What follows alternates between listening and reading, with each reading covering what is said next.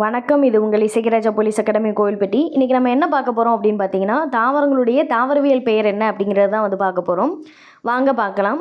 தக்காளி லைக்கோஃபெசிகன் எஸ்குலென்டம், கத்தரி சோவானம் லவாஞ்சியானா, கொய்யா சிடியம் குவாஜாவா, மாஞ்சிபெரா இண்டிகா, தென்னையோட தாவரவியல் பெயர் தான் காக்கஸ் நியூசிபெரா, பேரிச்சை ஃபோனிக்ஸ் டாக்டிலிஃபெரா, வெள்ளரி குக்குமஸ் சட்டைவஸ், சிட்ரஸ் சைனன்சிஸ். இது மாதுளை டைப் சரியாக ஆகலை.